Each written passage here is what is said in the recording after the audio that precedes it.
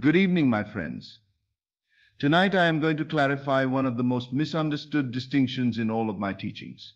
Tonight you will learn the difference between living in the end and living from the end, and why understanding this difference is the key that unlocks effortless manifestation. Most people who fail at manifestation fail for one simple reason. They are living neither in the end nor from the end. They are living in the middle, perpetually reaching toward their desire without ever claiming it. Tonight that changes. Tonight you will learn how to occupy the end completely. You will learn how to be the person who has their desire, not the person trying to get their desire. Let me start by explaining what these terms actually mean, because most people confuse them. Living in the end is internal. It is your state of consciousness. It is who you are being on the inside, in your mind, in your imagination, in the quiet place where only you and God exist. Living from the end is external. It is how that internal state expresses itself through your thoughts, words, actions, and decisions throughout your day. Think of it this way. Living in the end is the seed planted in consciousness. Living from the end is the tree that grows from that seed. You cannot have one without the other. If you live in the end but never live from the end, your assumption remains disconnected from your daily life. If you try to live from the end without first living in the end, you are merely pretending, acting a role without the consciousness to support it. Both are necessary. Both are essential. And tonight, I will teach you how to master both. Before we go further, we must be absolutely clear about what the end means, because most people misunderstand this completely.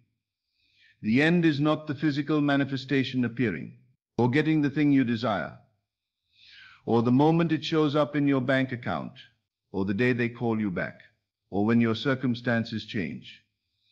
These are all effects. These are manifestations. These are shadows.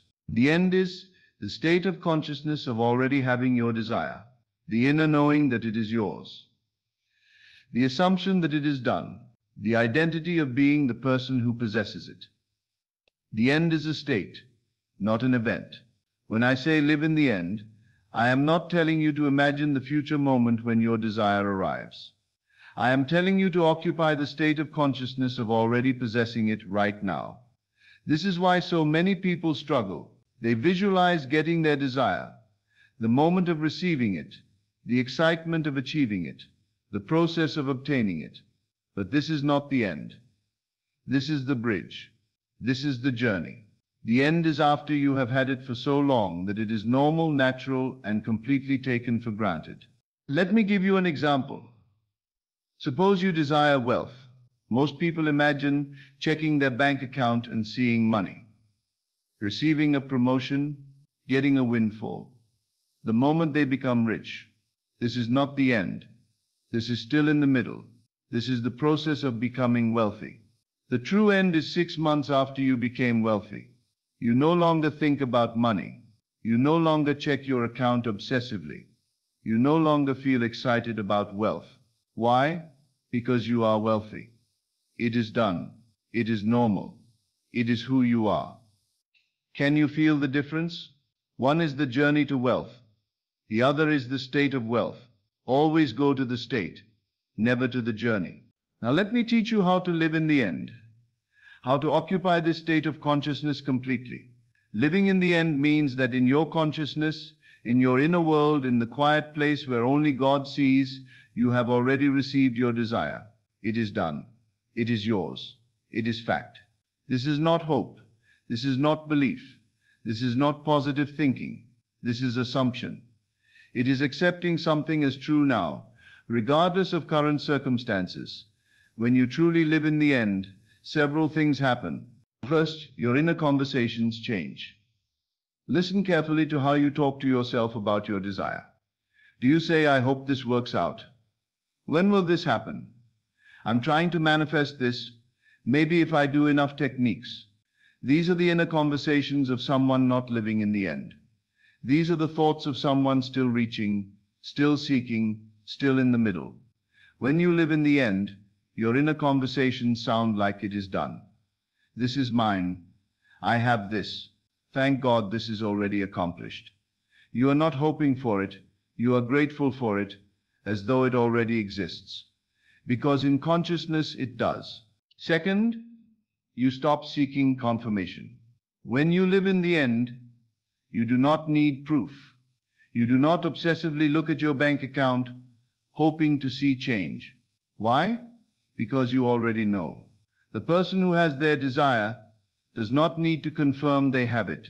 They simply have it. If I asked you right now, do you have hands?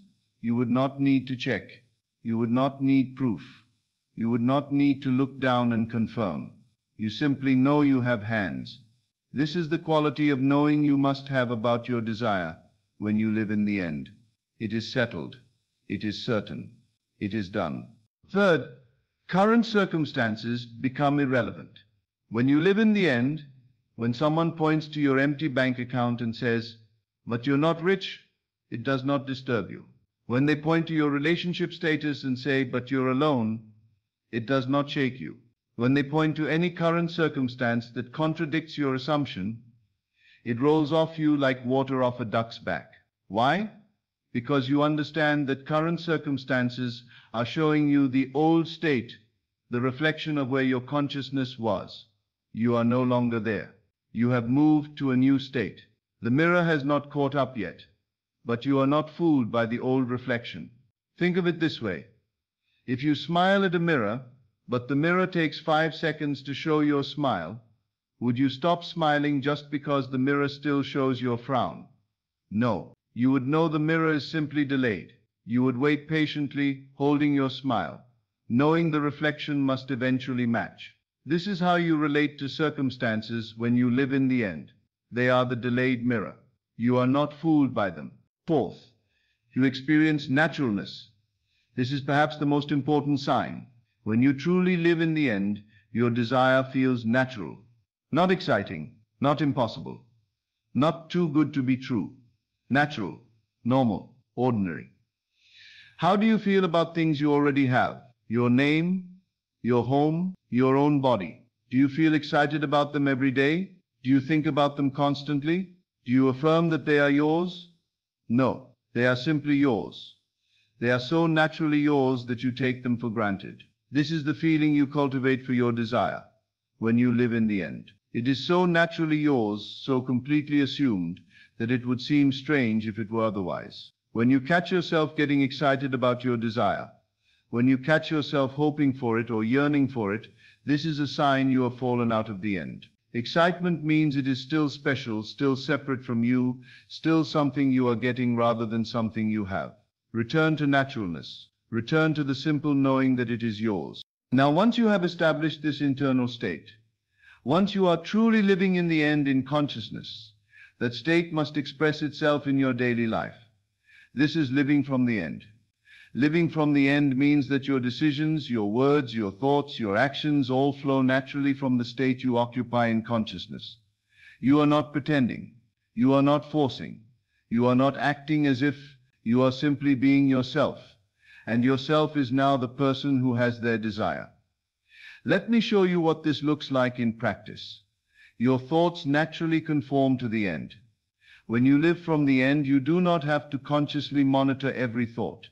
Your natural thought patterns automatically reflect your assumption. If you have assumed you are wealthy and you are living from that state, you naturally think thoughts like, "I can afford that, money flows easily to me. I'm so grateful for my abundance." You do not think these thoughts because you are forcing yourself to. You think them because that is who you are. The wealthy version of you naturally thinks wealthy thoughts. If you have assumed you are loved and you are living from that state, you naturally think thoughts like, "I am desired. I am cherished. My partner adores me." Again, not forced, not manufactured. Natural because you are loved in consciousness, so you naturally think from that state. The next thing is that your decisions automatically align with the end. This is powerful. When you live from the end, you make decisions the way the person who has their desire would make decisions. A woman wants to manifest a loving relationship. She is living in the end. In her consciousness, she is already in a committed, loving partnership.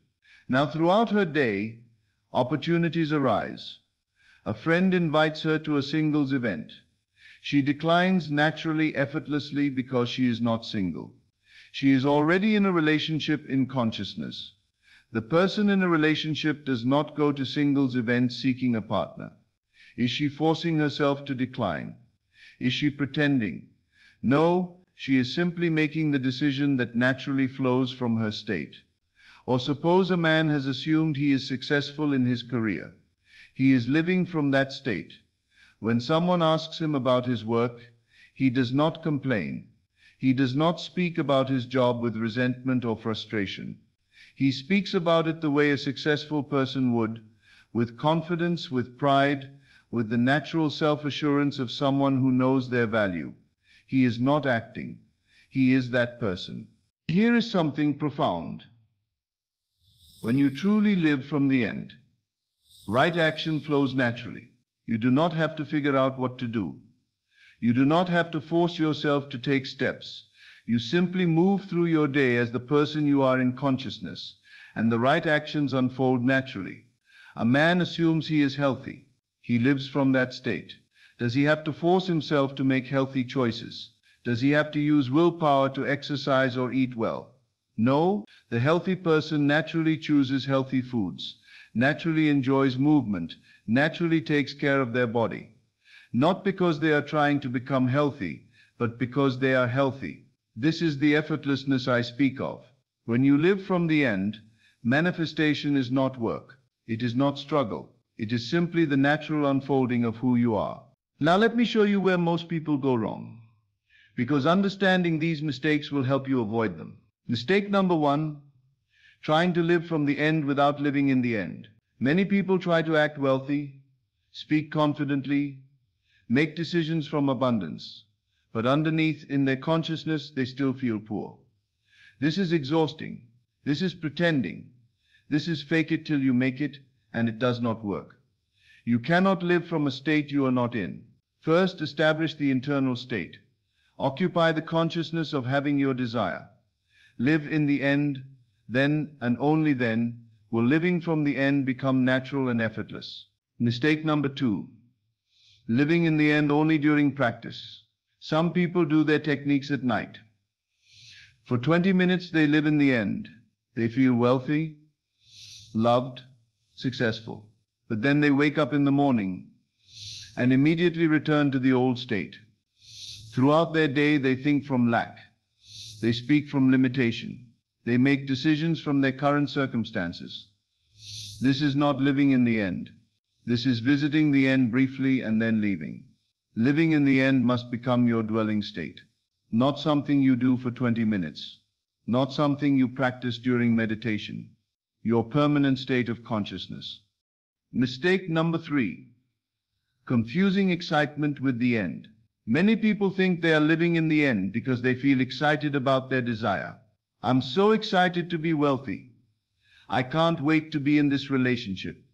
This is going to be amazing. But excitement means it is still coming. It is still in the future. It is still something you are moving toward rather than something you possess. The person who has their desire is not excited about it. They are satisfied with it. It is normal to them. When you catch yourself getting excited, you have fallen out of the end. Return to naturalness. Return to the calm knowing that it is already yours. Mistake number 4, checking the 3D for proof. This is perhaps the most common mistake. People live in the end in consciousness for a while, but then they check their physical reality to see if it is working. Let me check my bank account. Has the money shown up yet? No? Maybe I'm not doing it right. Every time you check for proof, you are affirming that you do not have your desire. You only check for things you do not have. You do not check whether you have hands. You know you have them. When you live in the end, you know you have your desire in consciousness. The physical manifestation is simply the shadow catching up. You do not need to check for shadows to confirm what you already know in the light. Mistake number 5, giving power to the bridge. Sometimes people assume their desire correctly, but then they see circumstances that contradict it. Maybe they assume they are wealthy, but then they receive a bill. Maybe they assume they are in a relationship, but then they see their crush with someone else. If they react to these circumstances with fear, doubt, or despair, they have given power to the bridge. They have allowed the middle, the journey between assumption and manifestation, to shake them out of the end. Remember, the bridge of incidents builds itself. Sometimes the bridge looks chaotic. Sometimes it looks like things are going wrong. But if you remain faithful to your assumption, if you stay in the end and continue living from the end, the bridge will deliver you to your manifestation. Do not judge the bridge. Do not analyze the bridge. Simply remain in the end. Now let me give you the practical process, the exact steps to enter the state of living in the end, and then live from that state all day long. Step 1. Identify the true end. What is the end of your desire? Not the journey, not the process, the end. Ask yourself, if I had this desire, who would I be? What state of consciousness would I occupy? Not what would I have, but who would I be? For wealth, not I would have money, but I would be a wealthy person. For love, not I would have a partner, but I would be loved, desired, cherished. For health, not I would have a healthy body, but I would be healthy, vital, whole. The end is always a state of being, never a state of having. Step 2. Assume the state now. Do not wait. Do not prepare. Do not build up to it. Now, in this moment, assume you are that person. Not I will become wealthy. Not I am becoming wealthy. But I am wealthy. Not in the future. Now, in consciousness, in imagination, in the only place that matters, your inner world. Simply accept it. Claim it. Occupy it. You are now the person who has their desire. It is done. Step 3. Feel the naturalness of it. Once you have assumed the state, sink into the feeling of it. Not excitement, not euphoria, but the natural, calm, simple feeling of having. How would you feel if you had possessed this for months? It would be normal, natural, taken for granted. Find that feeling. That is the feeling of living in the end. Step 4. Make your first decision from the end. Now that you are in the state in consciousness, make one decision from that state. Ask yourself, what would the wealthy version of me choose right now? What would the loved version of me think right now? What would the healthy version of me do right now? Then choose that, think that, do that. Not because you are pretending, but because you are that person in consciousness, and you are simply being yourself. Step 5. Monitor your thoughts throughout the day.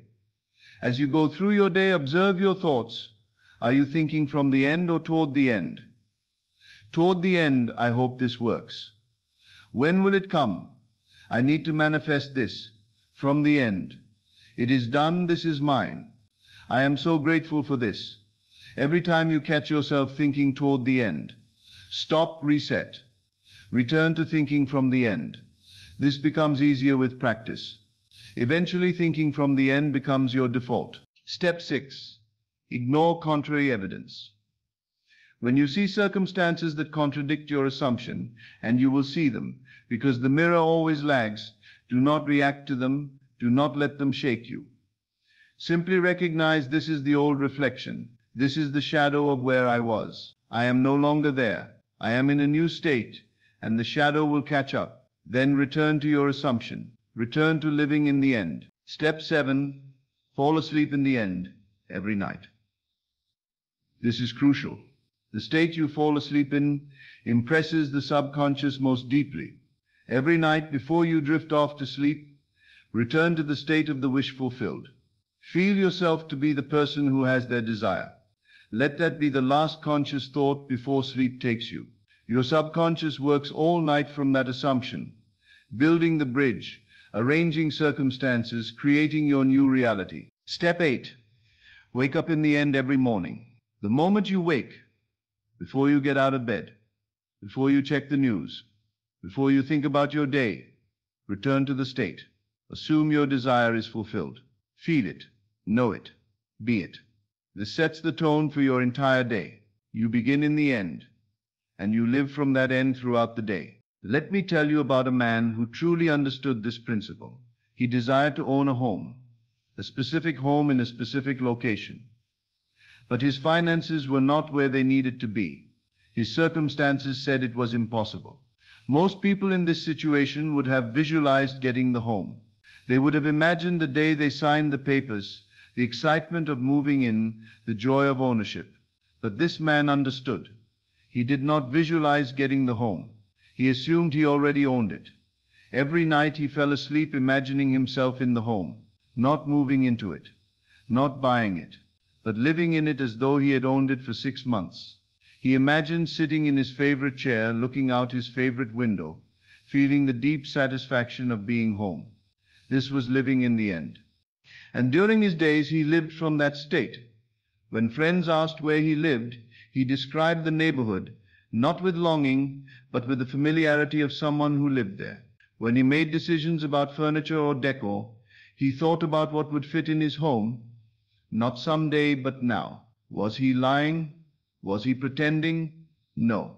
In consciousness, in the only reality that matters, he did live there. He occupied that state completely. And here is what happened.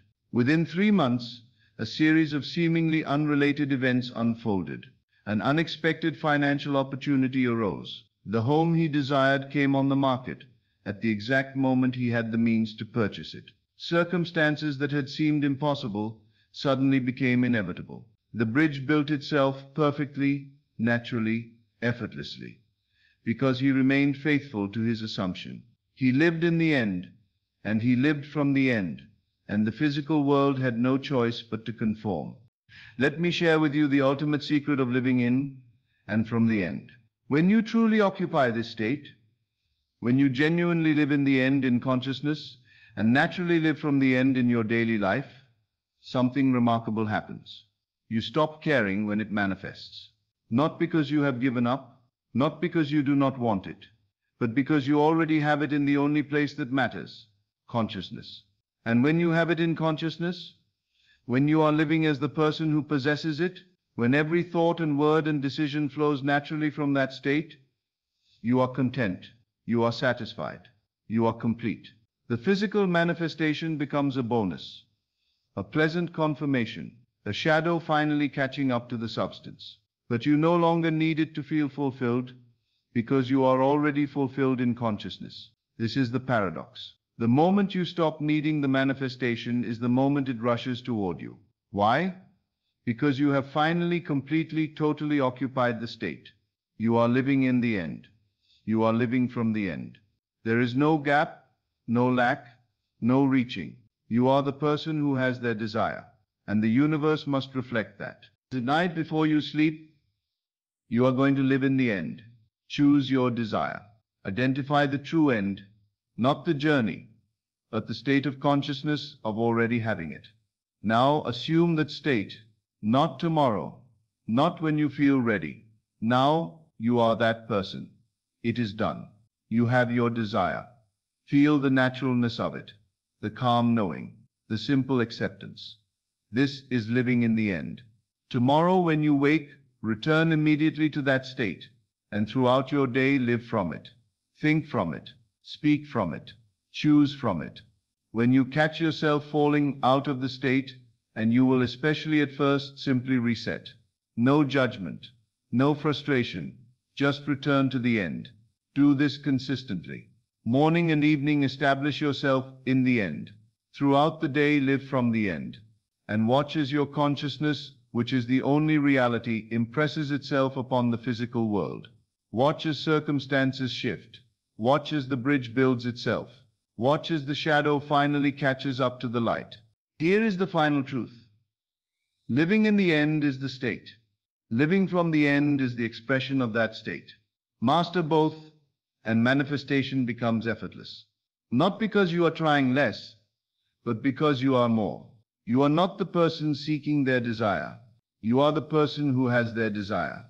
And when you truly become that person, when you occupy that state completely, when you live from it naturally, the physical world must conform. This is law. This is truth. This is how consciousness creates reality. Live in the end. Live from the end. and watch your world transform to match the person you have become. Thank you, and good evening.